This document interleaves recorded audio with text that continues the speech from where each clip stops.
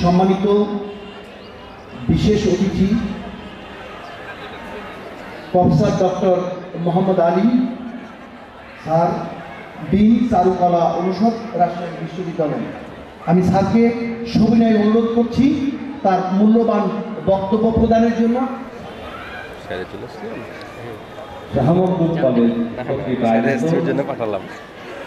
নবীন বরণ এবং কৃতি শিক্ষার্থীদের সংবর্ধনা সম্মানিত সভাপতি, প্রধান অতিথি, মঞ্চে উপবিষ্ট সম্মানিত অতিথিবৃন্দ এবং সামনে উপস্থিত বিভিন্ন কলেজের অধ্যক্ষবৃন্দ, অবসরপ্রাপ্ত শিক্ষকবৃন্দ, বর্তমান শিক্ষকবৃন্দ, শিক্ষার্থীবৃন্দ, কর্মকর্তা কর্মচারীবৃন্দ, রেড ক্রিসেন্ট, স্কাউট এবং ইলেকট্রনিক্স ও প্রিন্ট মিডিয়ার সাংবাদিকবৃন্দ, আসসালামু আলাইকুম।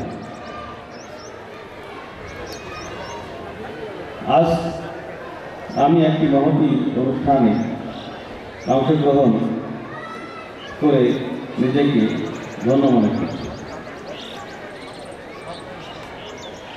এখানে শিক্ষার্থীদের দৃষ্টি আকর্ষণ করছি, আপনারা যারা এই প্রতিষ্ঠানে ভর্তি হয়েছে, আপনারা যেমন এই প্রতিষ্ঠানের নবীন শিক্ষার্থী, তেমনই আমরা আজকে আপনারা আমাদের পরিচয় শুনেছেন।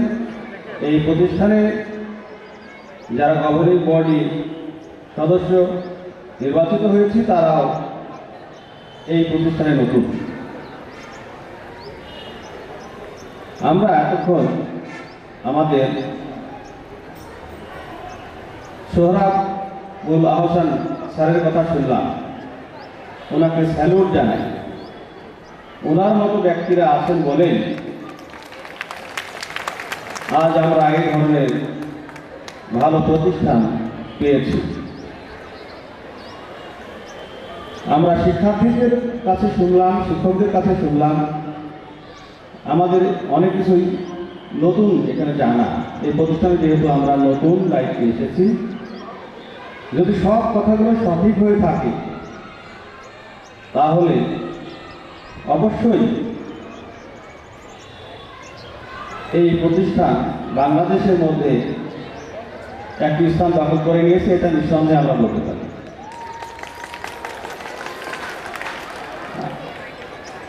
যারা নতুন শিক্ষার্থী তারা একটু উপলব্ধি করুন যে যদি সেই তথ্যটি ঠিক হয়, রেজাল্টের কথা যেটা শুনছি, রেজাল্ট ভালো হয় কি করলে অবশ্যই তাহলে এই প্রতিষ্ঠানের পাঠদান ব্যবস্থা থেকে শুরু করে সার্বিক দিক সঠিকভাবে পরিচালিত হয়ে থাকে। রাজশাহীতে 4টি সরকারি কলেজ রয়েছে। আমি যেটা শুনলাম যে রাজশাহীতে রেজাল্টের দিক দিয়ে শাহ মখদুম কলেজ তৃতীয়,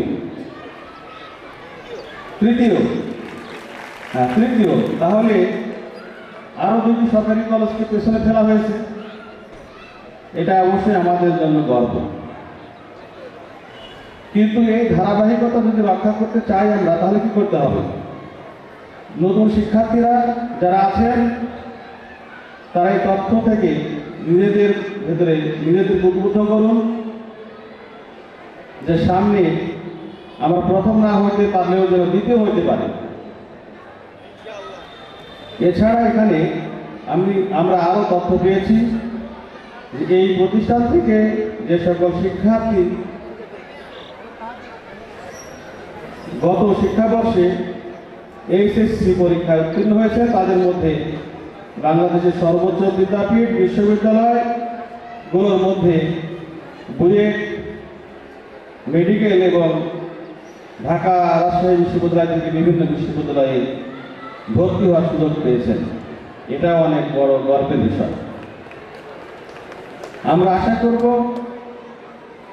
এই সামনে শিক্ষাবর্ষে এই যে 23-24 শিক্ষাবর্ষে যে ভর্তি যুদ্ধ শুরু হয়েছে, এই যুদ্ধে গত বছরের তুলনায় আর অধিক সংখ্যক শিক্ষার্থী সুযোগ পাবে। শিক্ষার্থীদের পড়াশোনার জন্য, লেখাপড়ার জন্য যে সকল সুযোগ সুবিধা থাকা দরকার এই শিক্ষা প্রতিষ্ঠানে আপনাদের যারা বর্তমান স্টুডেন্ট, যারা সেকেন্ড ইয়ার আছেন বা অনার্স পর্যায়ে আছেন, তারা যেটা বলে গেলেন সেটার সাথে কতটা বাস্তব মানে প্রকৃত অবস্থা আছে সেই বিষয়গুলো আপনারা যারা বর্তমান শিক্ষার্থী নতুন আসবেন তারা মিলিয়ে দেখবেন। আর আপনাদের প্রতি আমাদের একটা আহ্বান, পাঠদানের ক্ষেত্রে, ল্যাবরেটরির ক্ষেত্রে, লাইব্রেরির ক্ষেত্রে যে সকল উপাদান থাকা প্রয়োজন সেইগুলোর যদি কোনো ঘাটতি থাকে অবশ্যই আপনারা নির্দ্বিধায় নির্ভয়ে এই কথাগুলো জানাবেন। আমরা বলছি বাংলাদেশের ইতিহাস দীর্ঘ।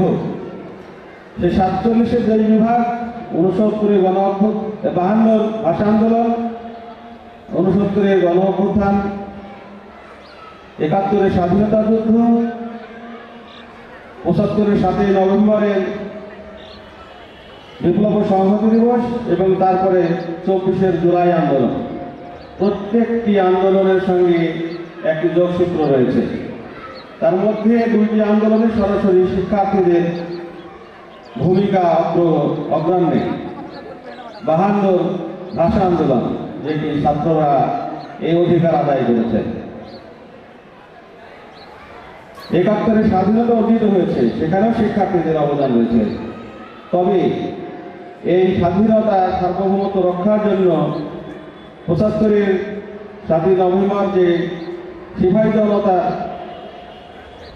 অভ্যুত্থান ঘটেছিল তার বিনিময়ে স্বাধীনতার সেই সার্বভৌমত্ব রক্ষা আবার পুনঃস্থাপিত হয়েছিল। কিন্তু আমরা দেখলাম তারপরে আবার আমরা আমাদের স্বাধীনতা সার্বভৌমত্ব হারিয়ে ফেলেছিলাম প্রায়।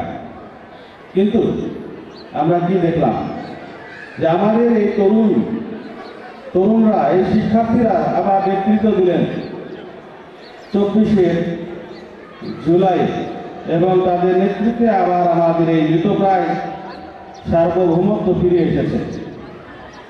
আমরা একটু আগে শুনলাম সোহরাব স্যারের কথা।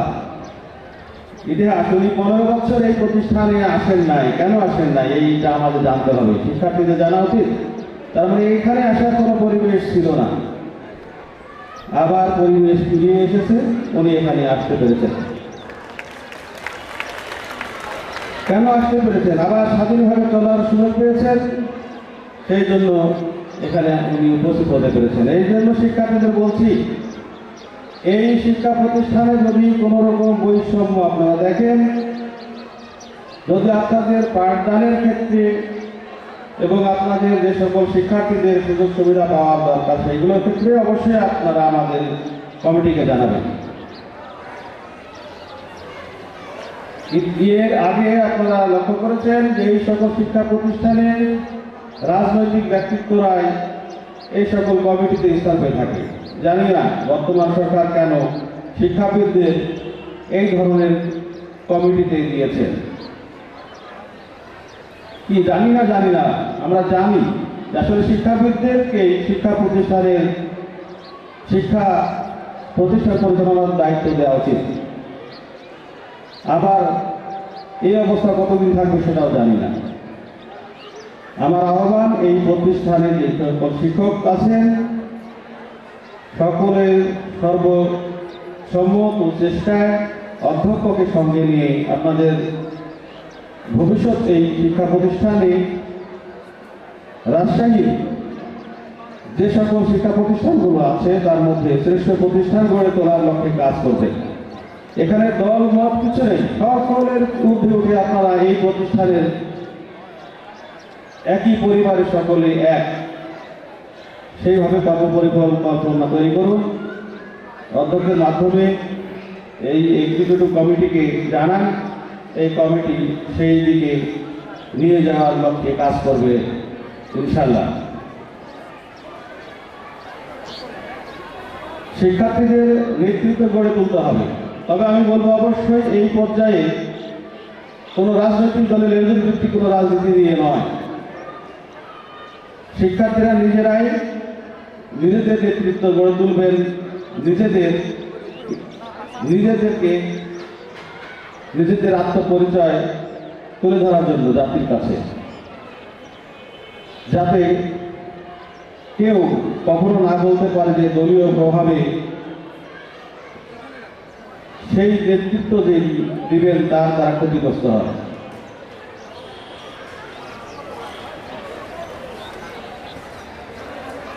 আমরা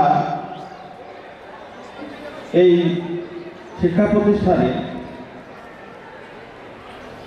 যে সকল কার্যক্রম পরিচালিত আছে, যে সকল কার্যক্রম বলতে বলছি আমরা, এটা একাধারে ইন্টারমিডিয়েট কলেজ, এর সঙ্গে আরও দুটি প্রোগ্রাম চালু আছে, অনার্স এবং পাস কোর্স।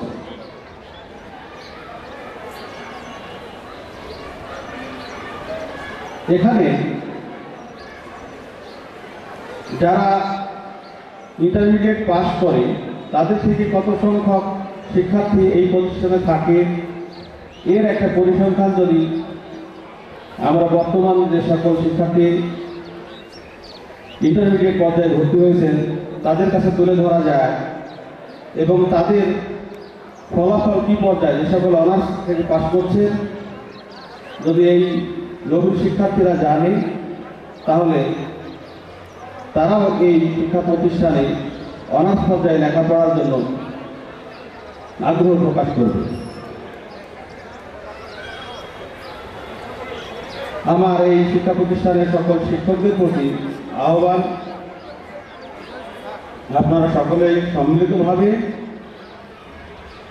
এই শিক্ষা প্রতিষ্ঠানকে নিজের মনে করে এই যে গল্পটি স্যারের কাছে শুনলাম, এই বিগত বছরগুলোর সব কিছু গ্লানি যতগুলো আছে ভুলে মুছে ফেলে দিয়ে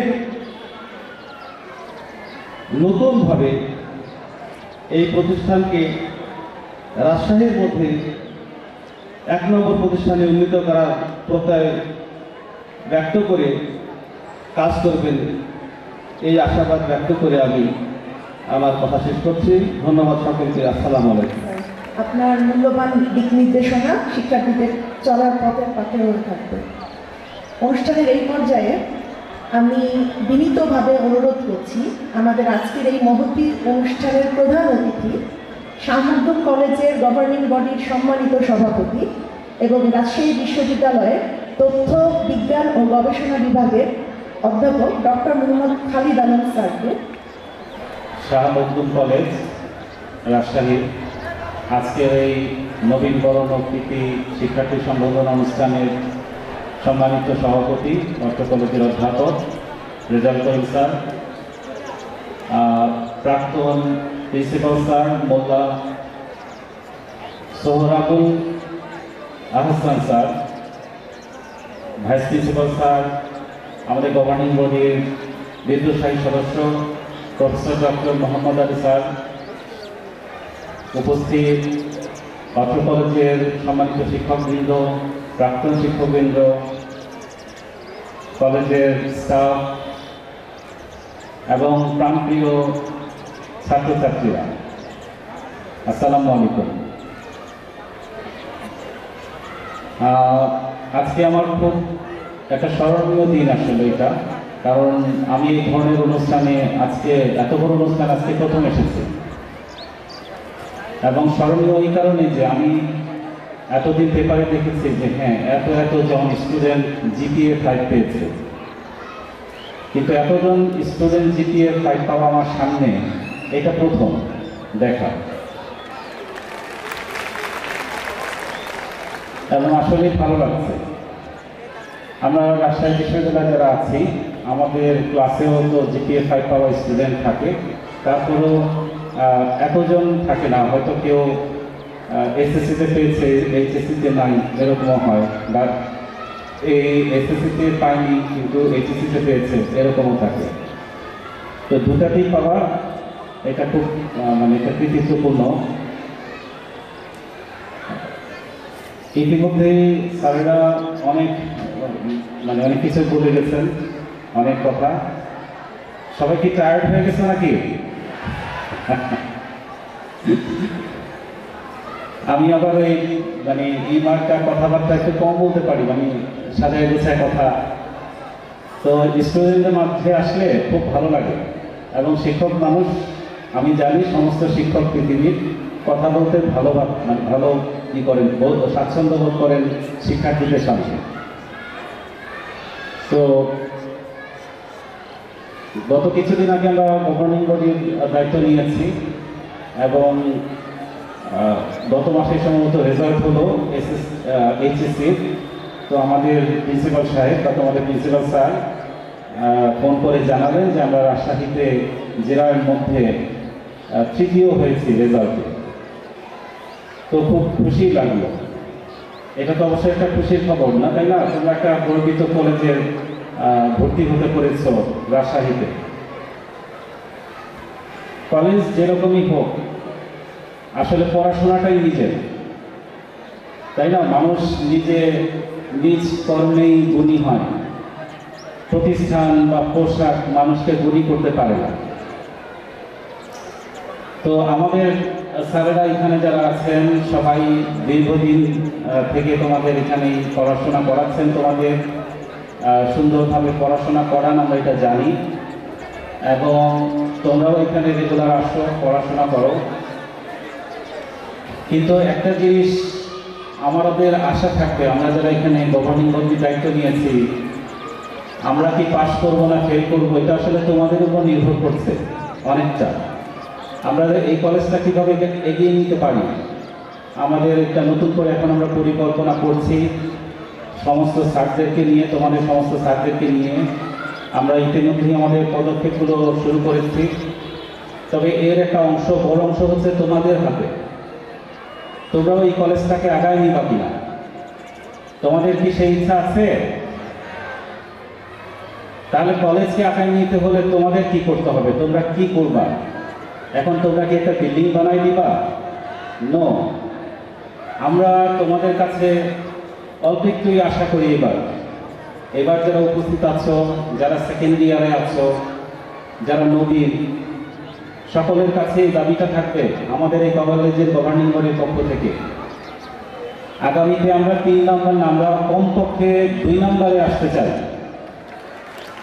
রাজশাহী শহরে আমরা 2 নম্বরে আসতে চাই। তোমরা কি সেটা করবা না?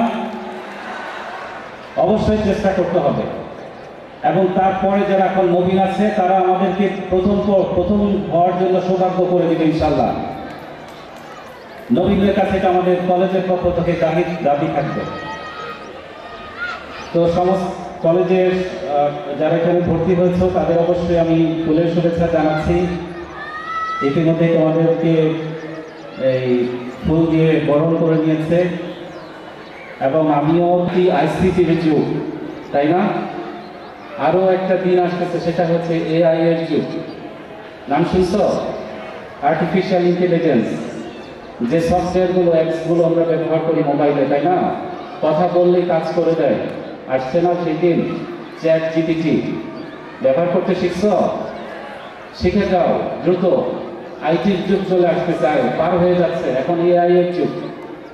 সো জেনজি, তোমরা রেডি হও নেক্সট জেনারেশনের জন্য। জেনারেশন থেমে থাকে না, জেনজি আবার অন্য জেনারেশনে চলে যাবে, বুঝতে পারছো?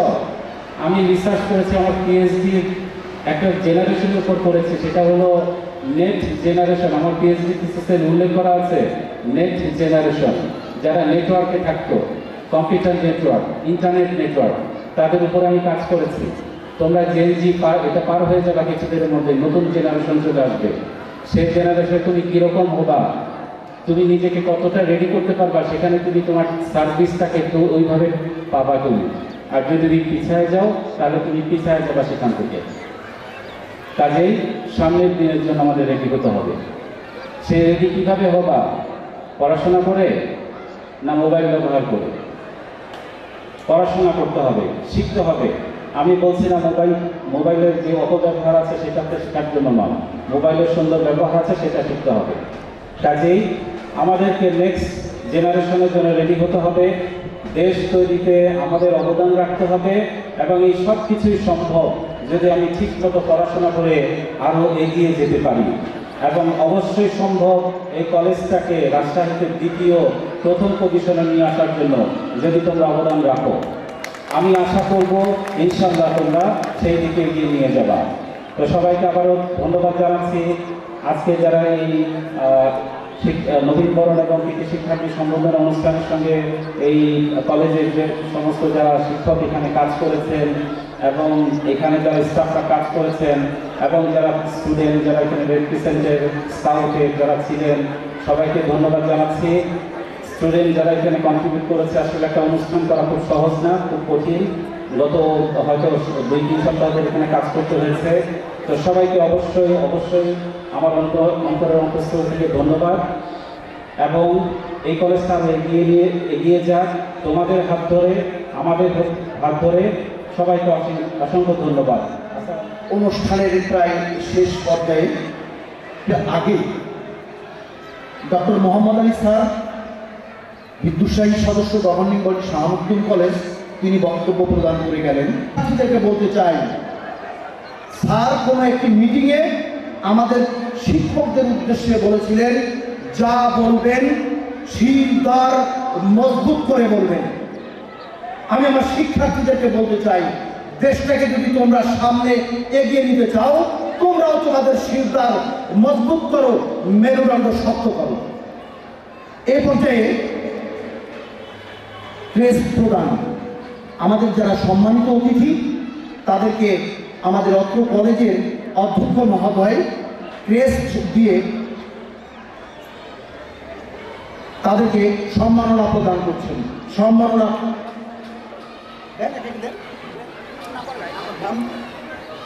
প্রধান অতিথি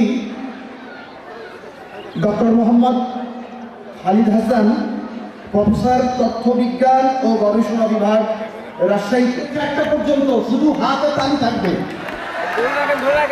সম্মানিত বিদ্যাসায়ী অত্র কলেজের অবসরপ্রাপ্ত অধ্যক্ষ, এ পর্যায়ে অত্র কলেজের উপাধ্যক্ষ জনাব সাদিকুল ইসলাম,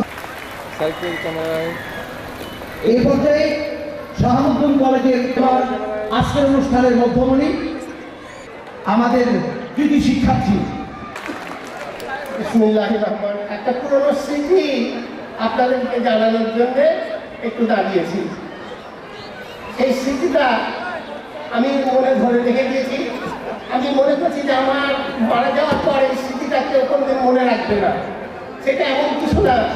প্রিন্সিপাল সাহেব যে কলেজের অনেক ইতিহাস বললেন, তার ভিতরে ছোট্ট একটা কথা, যে আজ কিন্তু প্রিন্সিপাল সাহেব 6 ফিটের উপরে যদি লম্বা না হতে এই কলেজটা হতো না। আপনারা হয়তো আশ্চর্য হচ্ছেন, যেটা থেকে প্রিন্সিপাল লম্বা হওয়ার কি সম্পর্ক। আসল ঘটনাটা হচ্ছে, এরশাদ সাহেব যখন আসেন, আমরা তখন বর্ণালী সিনেমা হলের কাছে ওনাকে আবেদনপত্র দেওয়ার জন্য দাঁড়িয়েছিলাম। যখন এরশাদ সাহেবের গাড়িটা আসলো, তখন আমরা চেষ্টা করে কিছুতেই ওনার হাতে এই আবেদনপত্রটা পৌঁছাতে পারছিলাম না। অনেক লাফালাফি করছি, এরকম করছি। এরশাদ সাহেব হাত পাঠিয়েছেন, ড্রাইভার বিরক্ত হয়ে গেছে যে কেউ দিতে পারছে না। হঠাৎ করে দেখলাম পিছন দিক থেকে প্রিন্সিপাল সাহেবের আবেদনপত্রটা নিয়ে মাথার উপর দিয়ে এরশাদ সাহেবের হাতে দিলেন। এরশাদ সাহেব ওটা গ্রহণ করেছিলেন বলে এই কলেজের মাটিটা হয়েছিল, না হলে পরে এই কলেজের মাটিটা হতো না। আর উনি এরশাদ সাহেবের সাথে পরিবর্তন করার পর বলেছিলেন যে এরশাদ সাহেবের হাত নরম তুলার মতো তুলতুলে। আরেকটা কথা আমি বলতে চাচ্ছি, যে ব্রিটিশ সাহেব এসেছিলেন, উনি আমাদের অপমান করতে পারেননি। যে উনি ভাবছিলেন যে আমরা ফাঁকা শিশি রেখে দিয়েছি, এর ভিতরে কিছু নাই। আমাদের কেমিস্ট্রি জাহাঙ্গীর সাহেব, আমার বন্ধুবন্ধু, উনি সেই সাহেবকে বলেছিলেন, in this bottle such type of chemicals which are volatile, যা উড়ে যায়, উৎকারী পদার্থ ছিল, যার জন্য আপনারা এটা দেখতে পাচ্ছেন না। ধন্যবাদ। দেখুন স্যার, যেটা বললেন আমার সমস্ত লম্বা মানুষ এইভাবে সাথে হাতে দিলাম, তারপরে এরশাদ সাহেব আমাদের হাত বাড়িয়ে দিল, ওটা নিয়ে হাত বাড়িয়ে দিলে হ্যান্ডশেক করার জন্য আমি হ্যান্ডশেক করলাম। আমার জীবনের 2টি লোক হ্যান্ডশেক করেছে বহু লোকের সঙ্গে, দুটি লোকের হাত তোমার মতো নরম পেয়েছি আমি। একটা হচ্ছে এরশাদ সাহেবের হাত অত্যন্ত নরম তুলতুলে, আর একটা হচ্ছে আল্লাহ আমাকে যাওয়ার সৌভাগ্য দিয়েছিল যে দিল্লি, বোম্বাই, আগ্রা ঘুরেছি। ওই দিল্লিতে খাদা নিজামুদ্দিন আউলিয়া রহমতুল্লাহ আলাইহির প্রধান খাদেম, খুব সুন্দর চেহারা, নুরানি চেহারা মানুষ বসে আছেন। ওনার কাছে গিয়ে আমি দোয়া চাইলাম, উনি হাত বাড়িয়ে দিলেন। ওই হাত আমি মুসাফা করে, এত সুন্দর এত নরম হাত আমার জীবনে আর পাইনি। Thank you. তোরা সব জয়ধ্বনি কর। নবীন বরণ ও প্রীতি সংবর্ধনা অনুষ্ঠানের সম্মানিত সভাপতি, প্রধান অতিথি, বিশেষ অতিথি, প্রাক্তন অধ্যক্ষ, উপাধ্যক্ষ মহোদয়, আমার সম্মানিত সহকর্মীবৃন্দ ও প্রিয় শিক্ষার্থীবৃন্দ, এবার কৃতি শিক্ষার্থীদের ক্রেস্ট প্রদানের পালা। আমি নাম আহ্বান করার সঙ্গে সঙ্গে আমরা মঞ্চে কৃতি শিক্ষার্থী দৃষ্টি আকর্ষণ করছি। নাম ঘোষণার সঙ্গে সঙ্গে আমরা মঞ্চের পশ্চিম পার্শ্বে দিয়ে উঠব এবং পূর্ব পার্শ্বে এসে মঞ্চে দূরে যাব না, কাছেই থাকবো, কেননা গ্রুপ ছবি আছে, পরে গ্রুপ ছবি হবে, আমরা অবশ্যই দূরে যাব না। শুরুতেই আমি ডেকে নিব আজকে, এবার আহ্বান জানাবো Mohammad Musaddiqur Rahman, BUET IPE industrial engineering, BUET Musaddiqur Rahman. এই হাততালি করতালি হবে, জোরে করতালি হবে। ওকে, এবার Suman, Zahurul Islam Suman, PMC Pabna medical college, PMC Pabna medical college, Zahurul Islam Suman. এবার আসবে মোহাম্মদ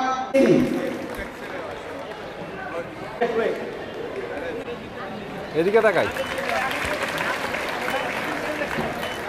এবার আসার জন্য আহ্বান জানাচ্ছি এবারের কৃতি শিক্ষার্থী ওয়াকিল আহমেদ শুভ, ওয়াকিল আহমেদ শুভ।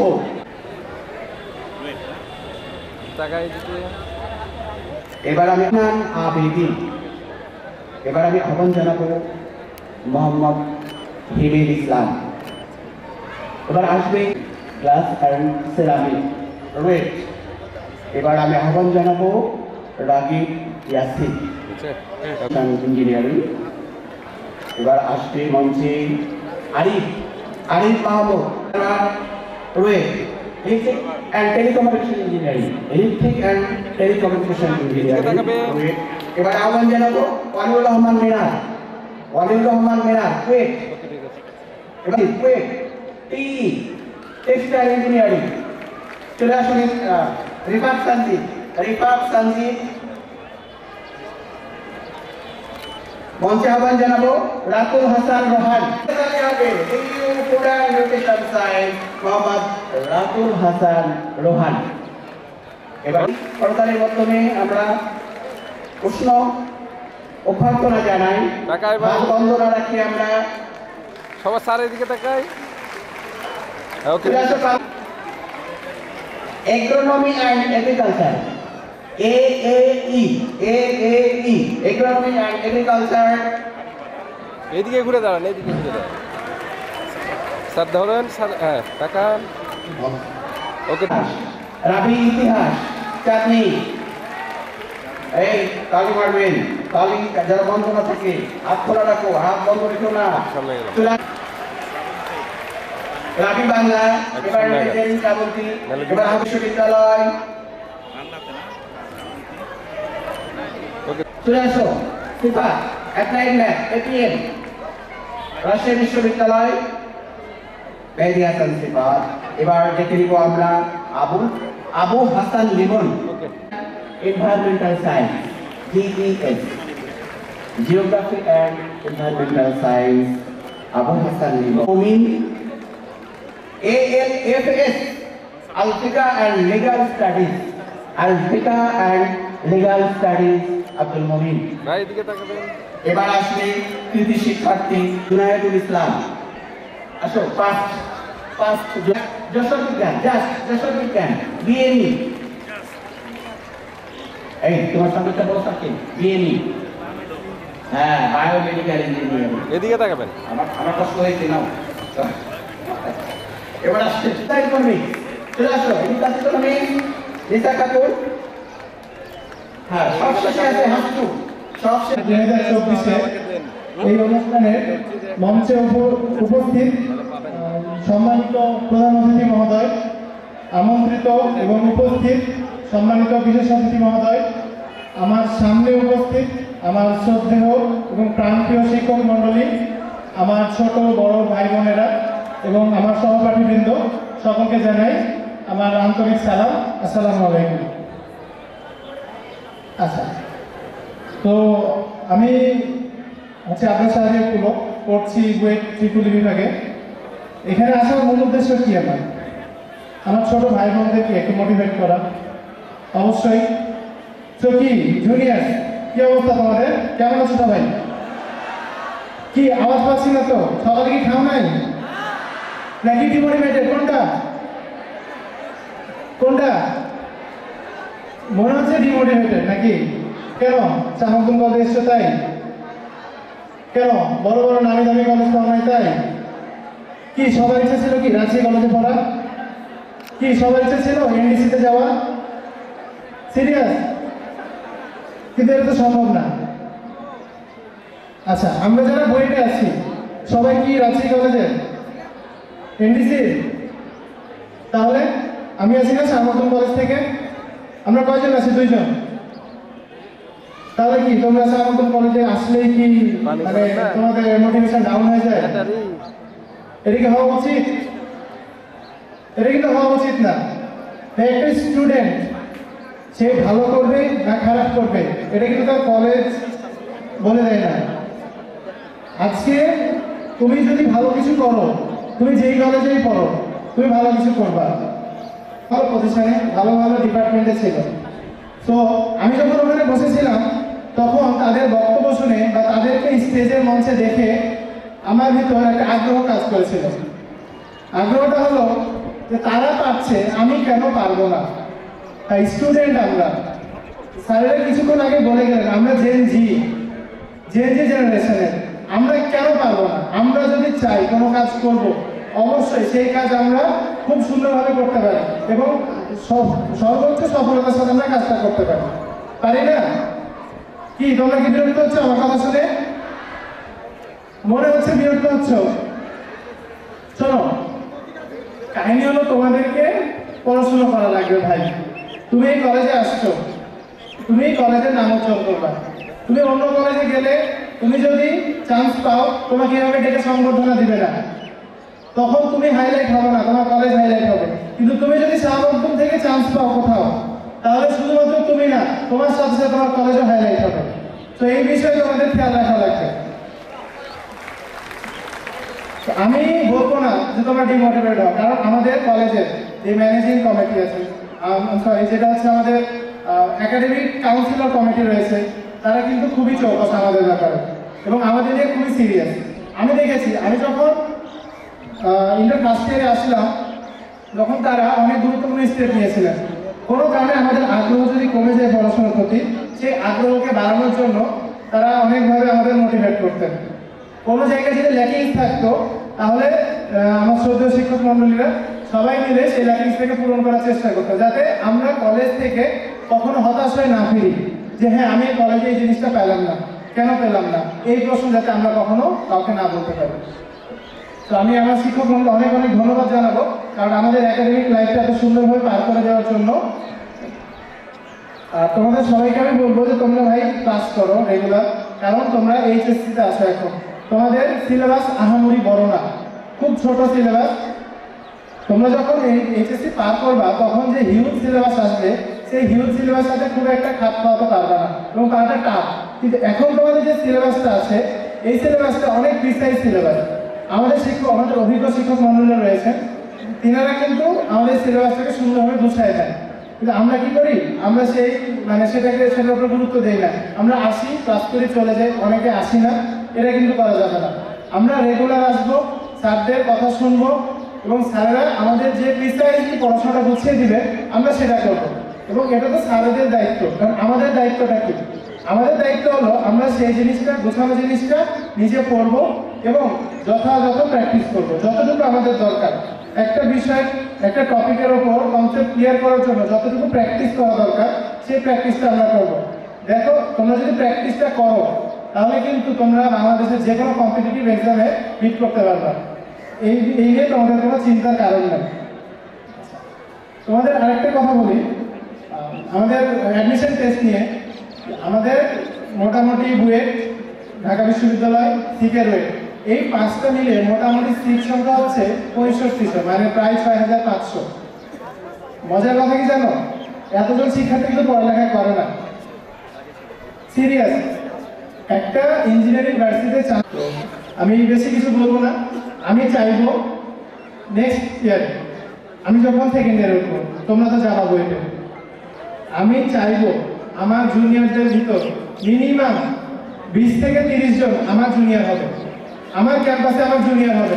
কি পারবে না সবাই? হবে কি? মোটিভেশন নাই? দেখো ভাই, তোমাদের মোটিভেশন দেওয়ার জন্য কিন্তু আমি আসছি এত দূর থেকে।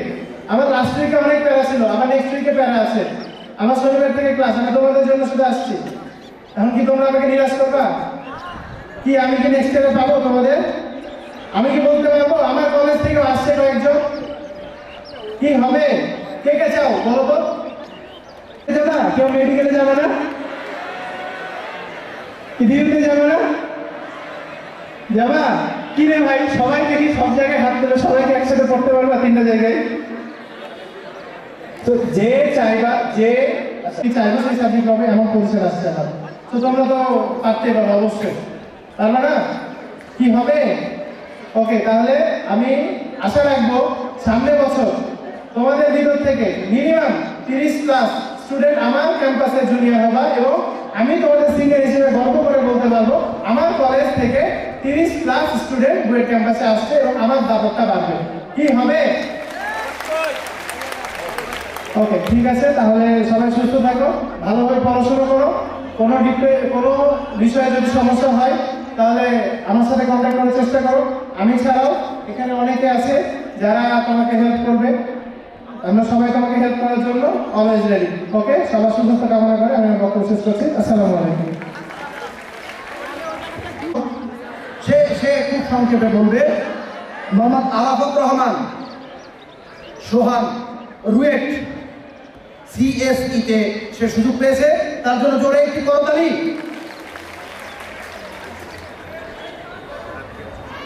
আসসালামু আলাইকুম ওয়া রাহমাতুল্লাহি ওয়া বারাকাতুহু।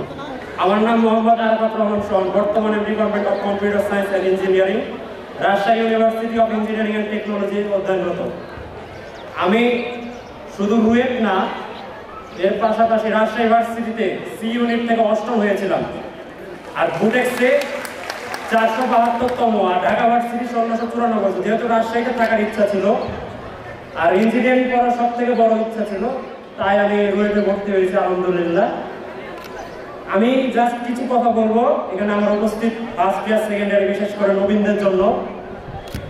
অনেকের মধ্যে এই চিন্তা আছে যে আমি শাহমুল কলেজে পড়ছি, আমার অনেক বন্ধুরা রাজশাহী কলেজ, নিউ ডিগ্রি কলেজে পড়ছে, তাহলে আমি কি পারবো? তোমাদেরকে ভাই আমি একটা কথা বলবো, আমাদের কলেজে আমাদের সম্মানিত প্রধান শিক্ষক স্যার, প্রধান অধ্যক্ষ স্যার, তারপর হচ্ছে অন্যান্য শিক্ষক অনেক ভালো।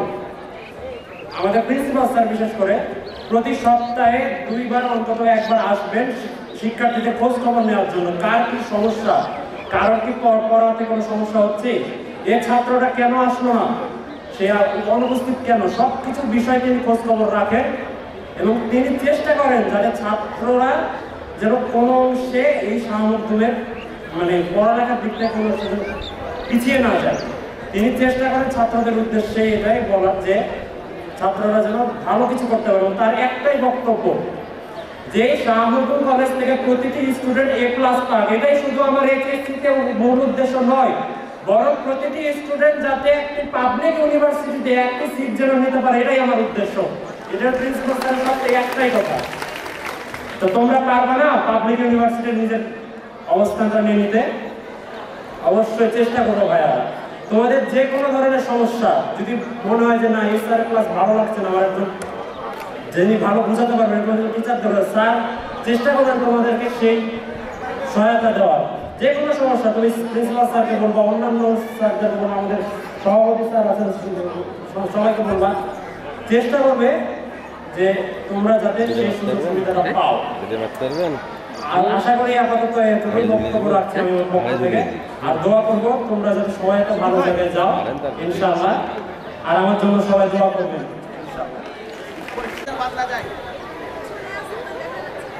সবাই সামনে তাকাবেন, সবাই এদিকে। প্রিয় শিক্ষার্থীরা, এমন দিন তোমাদেরও আসো, তোমরা জোরে করতালি দাও।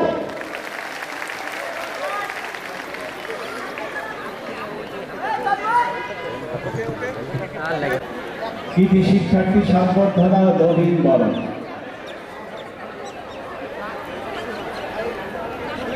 এই অনুষ্ঠানে সম্মানিত প্রধান অতিথি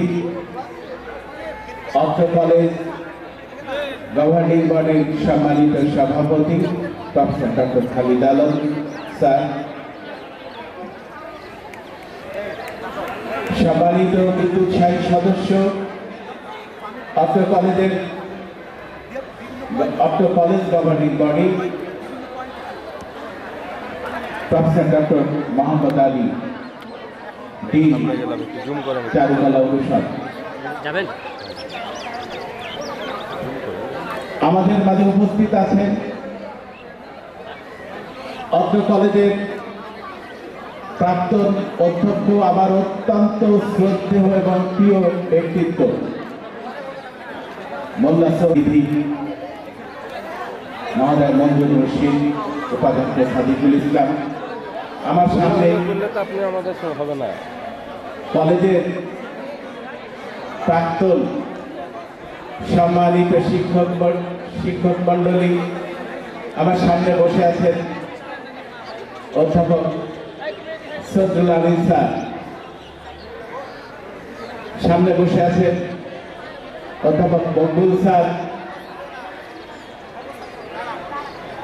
আমাদের আফরোজা আহমদ আপা, সবাই আমার অত্যন্ত শ্রদ্ধেয় ব্যক্তিত্ব, আমাকে অত্যন্ত স্নেহ করতেন। আমি এই কলেজে ঢোকার পর থেকে এই কলেজের যারা সিনিয়র শিক্ষক ছিলেন এখনো করেন সবাইকে, এবং আমার সহকর্মীবৃন্দ আর আমার প্রান্তীয় শিক্ষার্থী, আজকের এই দিনে যারা নতুন তাদেরকে আবারও অভিনন্দন অভিনন্দন অভিনন্দন এবং শুভেচ্ছা। আর যারা কৃতি শিক্ষার্থী তাদেরকে আমার পক্ষ থেকে অভিনন্দন, ভালোবাসা এবং শুভেচ্ছা। তোমরা ইতিমধ্যেই তোমাদের যে লক্ষ্য, সেই লক্ষ্যের শেষ যাত্রায় যে পদক্ষেপ সেটি অর্জন করেছে, এখন শুধু সুন্দরভাবে সেটি সমাপ্ত করতে বাকি।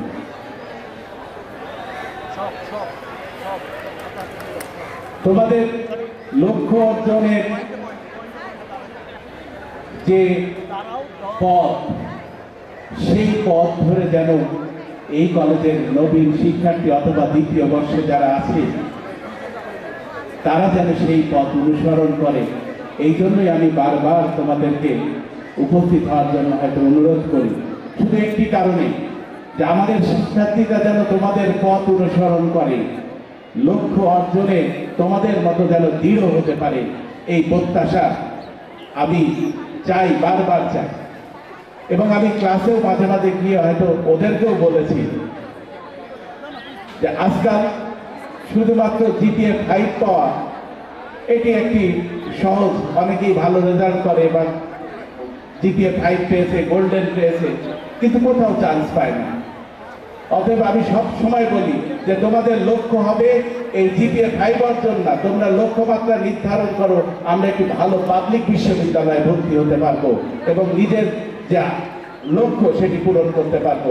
আমি প্রত্যাশা করছি যে তোমরা যারা এখন বর্তমান শিক্ষার্থী তারাও আমাদের দেশের সেরা পাবলিক বিশ্ববিদ্যালয়ে ভর্তি হয়ে, এটি আমার প্রত্যাশা, এটি আমার আশা, এটি আমার আকাঙ্ক্ষা। তোমরা নিশ্চয়ই আমার আকাঙ্ক্ষা পূরণ করবে।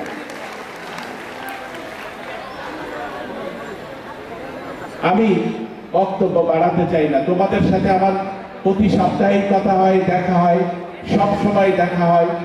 অতএব অনেক সময় পেরিয়ে গেছে। আমি আবারও সেই আশাবাদ ব্যক্ত করছি এবং আরেকবার তোমাদেরকে বলছি, আমরা একটি নতুন স্বপ্ন নিয়ে, নতুন প্রত্যয় নিয়ে, নতুন দৃঢ়তা নিয়ে, নতুন বাংলাদেশ গড়ার একটি নব সংগ্রামের মধ্যে অবস্থান করছি। আমরা সেই স্বপ্ন পূরণের হাতিয়ার তোমরাই আগামী দিনের ভবিষ্যৎ। আগস্টে এদেশের ছাত্র জনতা দেশের বৈষম্য দূর করার জন্য যে বৈষম্য আন্দোলনে আত্মহুতি দিয়ে সকল ক্ষেত্রে সমতা প্রতিষ্ঠার যে স্বপ্ন আমাদেরকে দেখিয়েছে, সেই স্বপ্ন বাস্তবায়নের কর্ণধার হচ্ছে তোমরা। আশা করি এই বিষয়টি মাথায় রেখে তোমাদের নিজেদের লক্ষ্য পূরণে তোমরা সফল কাম হও, এই প্রত্যাশা করেই আমি সবাইকে আবারও অভিনন্দন, শুভেচ্ছা জানিয়ে আমার বক্তব্য শেষ করছি। সবাইকে ধন্যবাদ। সাথে সাথে নাস্তা বিতরণ, সবাই জায়গায় বসে থাকবে। তোমাদের নাস্তা খাওয়া হয়ে যাওয়ার পরে পাশে সাদা কাপড় দিয়ে ঘেরা, তোমরা যেখানে বসে আছো তার ডান সাইডে ওই জায়গাতে প্যাকেট এবং পানির বোতল ফেলবে। আমাদের সভাপতি মহোদয় কিন্তু এমনটাই বলেছে। আমাদের অনুষ্ঠানটি দুটি পর্বে বিভক্ত। আমরা প্রথম বলছি, তোমরা সুশৃঙ্খলভাবে সবাই নাস্তা করো এবং একটি আকর্ষণীয় পর্ব, এটি শাহমুদ্দুম কলেজের ঐতিহ্য। তোমরা জানো যে গোটা রাজশাহী শহরের নবীন বরণে যে কালচারাল প্রোগ্রামটি হয়, এটি সবচেয়ে ব্যতিক্রমী প্রোগ্রাম হয় রাজশাহী শহরের মধ্যে। অবশ্যই তোমরা সেটি উপভোগ করো। আর আমরা এই অনুষ্ঠানটির সমাপ্তি ঘোষণা করছি। আমি আমাদের ভাবি এখানে উপস্থিত আছেন।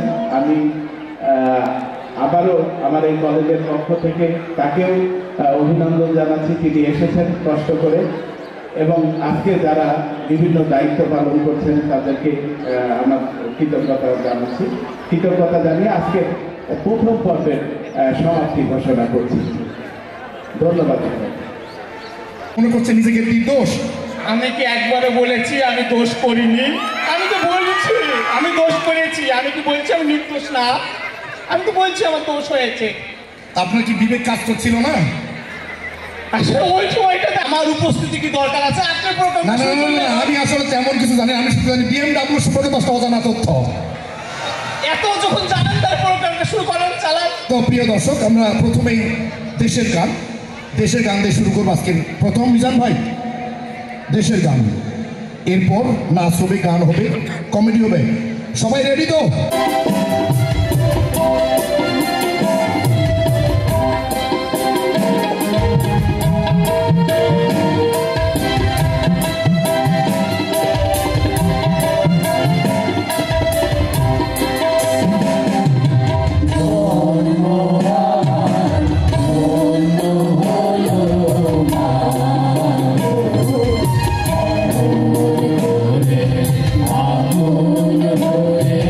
Yeah.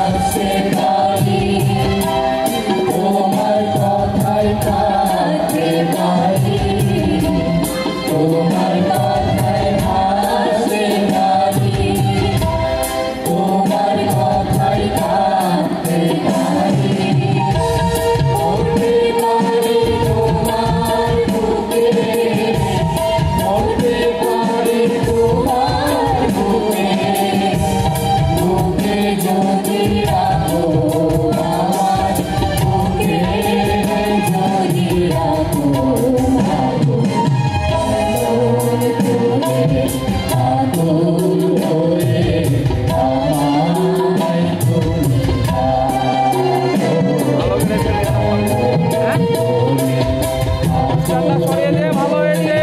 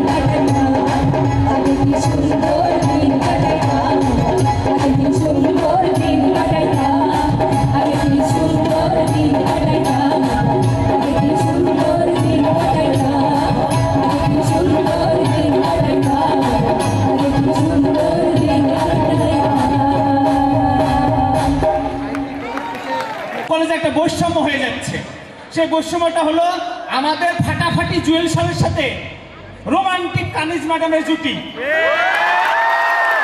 বলছে এটা শাহমুদ্দিন কলেজে একটা বৈষম্য ছাড়ার কিছু না, এটা হতে পারে না, চলতে পারে না। ছাত্রদের দাবির প্রেক্ষিতে এবার বৈষম্য দূর করার জন্য ফাটাফাটি জুয়েল স্যারের সাথে এবার রোমান্টিক সূচি আপার পরিবেশনায় আমরা কি দেখতে যাচ্ছি দেখি এবার চলে আসেন।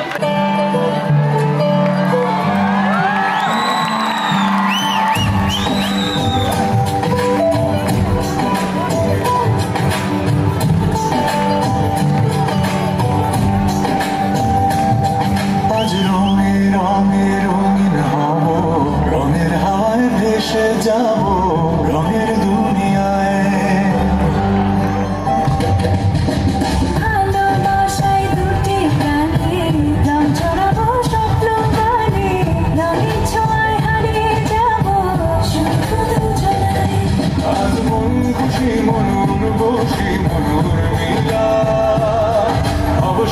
রঙে মন রাঙিয়ে রঙিলা আজ মন খুশি মন বসি মন মেলা অবসাদ রঙে মন রাঙিয়ে রঙিলা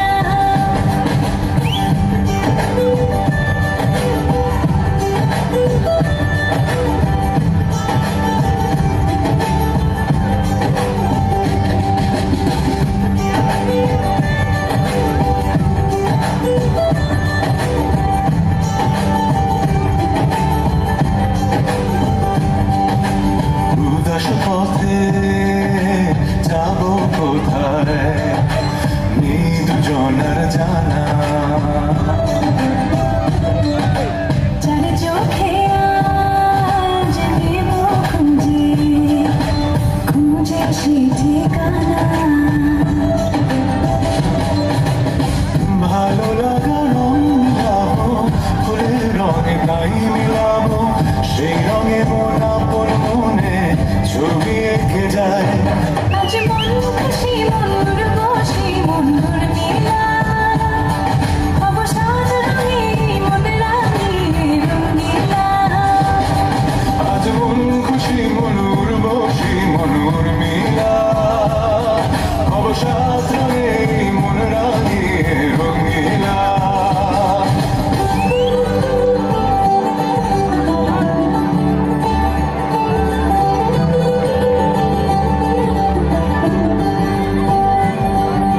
কল্পনারি রং নীলিমায় হাসি নয়ন দুটি সময় ঘরে থামিয়ে দুজন চাইব সুখের ছুটি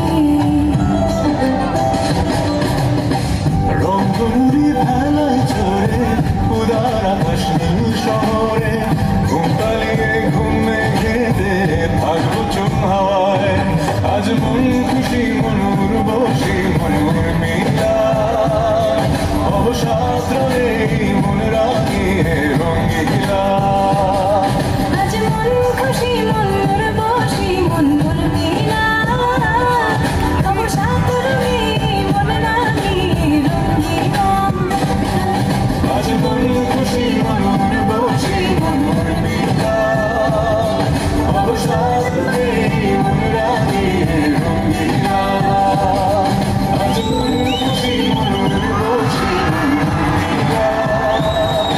অবসাদ রঙে মন রাঙিয়ে রঙিলা চাই মাফ চাই আমি শুরু করছি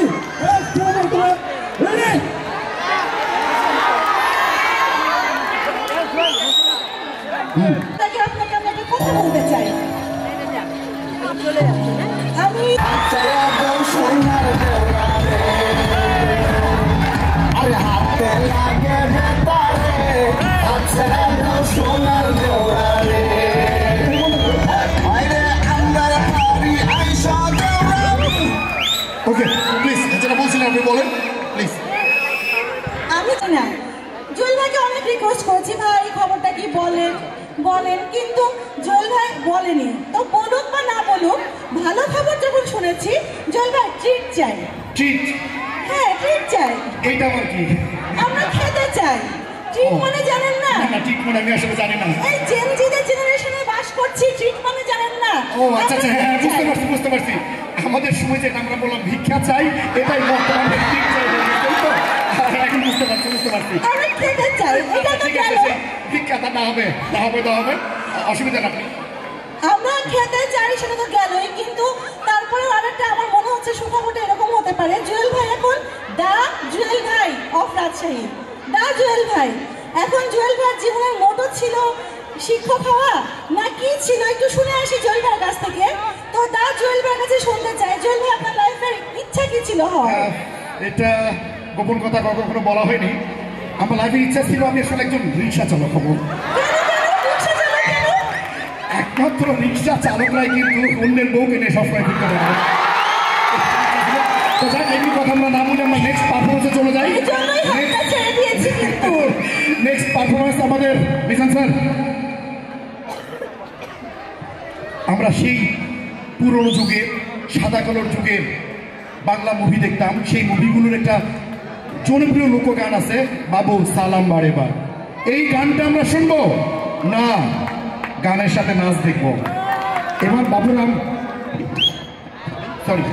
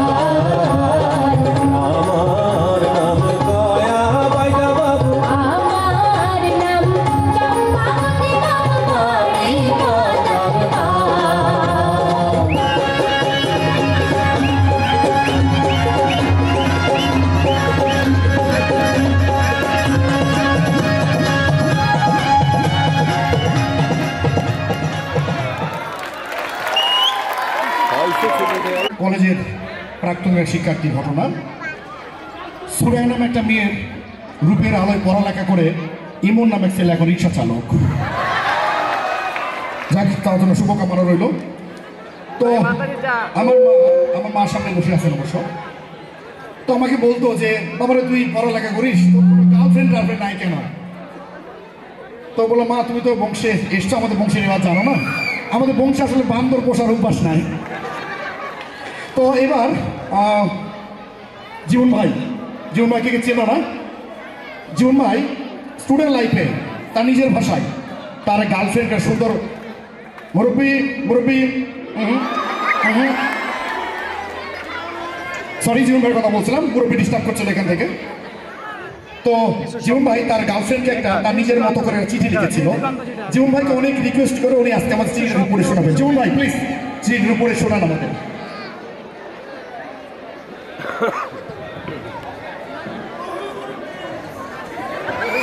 চিঠি তো অনেকদিন আগে, চিঠির কিছু কথা তোমাদের সাথে শেয়ার করি। বায়োলজিক্যাল চিঠি।